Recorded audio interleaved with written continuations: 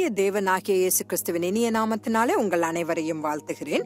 இன்று நாம் நீதியுள்ள பிதாவின் பிள்ளைகள் என்ற தலைப்பில் தியானிக்கலாம். என்னாகமம் 16வது அதிகாரம் 1வது வசனத்திலிருந்து 3ஆம் வசனம் வரை நான் உங்களுக்காக வாசிக்கிறேன்.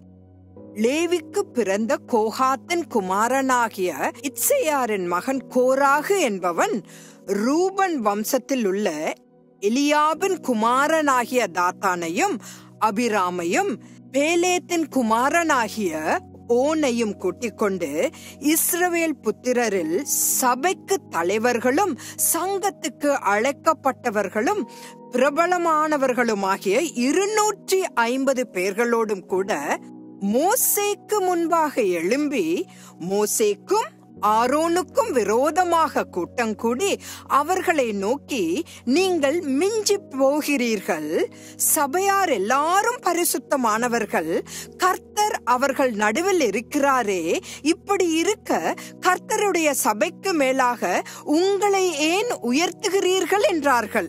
இப்போது இந்த கூக்குரலுக்கு பிறகு என்ன நடந்தது? தாத்தானும் அபிராமின் குடும்பத்தினரும் கோராகுடன் பூமி விழுங்கிய போது இறந்தனர். இதுவே முதல் பூகம்பமாக இருக்கலாம். இரண்டாவதாக, கோராகின் கிளர்ச்சியை ஆதரித்த 250 பேரையும் அக்கினி எரித்தது. ஆச்சரியமான விஷயம் என்னவென்றால், கோராகே இந்த சர்ச்சையை தொடங்கியவர் என்றாலும் கோராகு போய்விட்டார். ஆனால் அவரது பிள்ளைகள் அனைவரும் கர்த்தரால் காப்பாற்றப்பட்டனர்.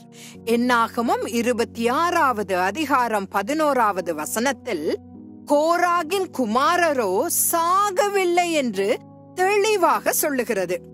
கிளர்ச்சியை தொடங்கிய தந்தை கர்த்தரால் தண்டிக்கப்பட்டார். ஆனால் அவரது பிள்ளைகள் அனைவரும் காப்பாற்றப்பட்டனர். இன்னும் ஆச்சரியமான விஷயம் என்னவென்றால், இந்த கோராகின் சந்ததியில் இருந்து வந்தவர்தான் மோசேக்கு பிறகு எழுந்த மிக பெரிய தீர்க்கதரிசி சாமுவேல். 1 நாளாகமம் 6வது அதிகாரம் 22-23 கோகாத்தின் குமாரனாகிய அமினதாப், இவன் குமாரன் கோராகு, இவன் குமாரன் ஆசீர் என்று நாம் வாசிக்கிறோம். பின்னர் அடுத்த வசனத்திலேயே சாமுவேலின் தந்தையான எல்கானாவின் பெயரை காண்கிறோம். எப்பேற்பட்ட நீதிமானாகிய கர்த்தரை நாம் சேவித்துக் கொண்டிருக்கிறோம். கோராகின் பிள்ளைகள் மோசேக்கு எதிராக கலகம் செய்யவில்லை. அதனால் தந்தையுடன் சேர்ந்து கர்த்தர் பிள்ளைகளை அழிக்கவில்லை. அவர்களும் கிளர்ச்சியில் ஈடுபட்டிருந்தால் கர்த்தர் அவர்களை காப்பாற்றி இருக்க மாட்டார். தங்களின் பிதாக்கள் அல்லது மூதாதையர்கள் சர்ச்சையில் ஈடுபட்டிருந்தாலும் எப்போதும் நீதியின் பக்கத்தில் இருக்கும் நபர்களை கர்த்தர் ஒருபோதும் கண்டிக்க மாட்டார். நியாயம், நேர்மை, உண்மை மற்றும் நீதி ஆகியவை எப்போதும் வேதாகமத்தின் கர்த்தரால் மதிக்கப்படுகின்றன. எனவே இயேசு தம் பிதாவிடம் ஜெபம் செய்த போது நீதியுள்ள தந்தையே என்று ஜெபித்ததில் ஆச்சரியமில்லை. நாம் எப்போதும் சத்தியத்தையும் நீதியையும் மதிக்கும் மிகவும் நீதியுள்ள தந்தையின் பிள்ளைகள் என்று நினைவில் கொள்ள வேண்டும். அவர் நியாயமான தீர்ப்புகளை வழங்குபவர். இந்த உலக ஜனங்களுக்கு அவர் அளித்த நீதியை யாரும் கேள்வி கேட்கவோ அல்லது தவறு கண்டுபிடிக்கவோ முடியாது. இந்த நீதியுள்ள நியாயாதிபதியை நாம் அண்டிக் கொள்வோமாக. நாளை சந்திக்கலாம். ஆமென்.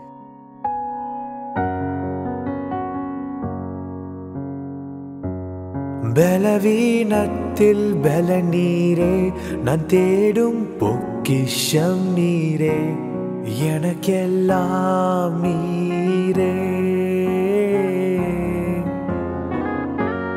உமையல்லால் எனக்கு யாருண்டு?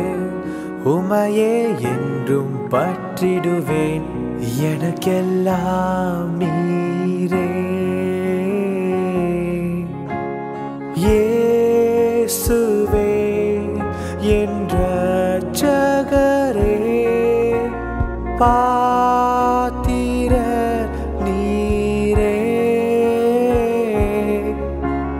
இயேசுவே என் இரட்சகரே, பாத்திரர்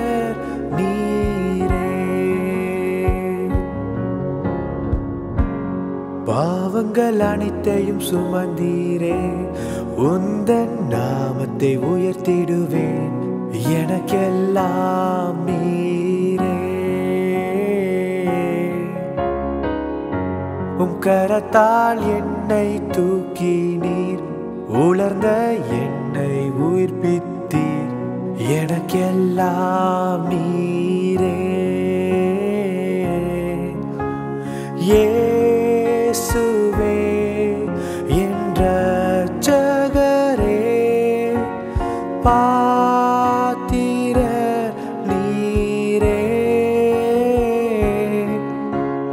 இயேசுவே என் இரட்சகரே,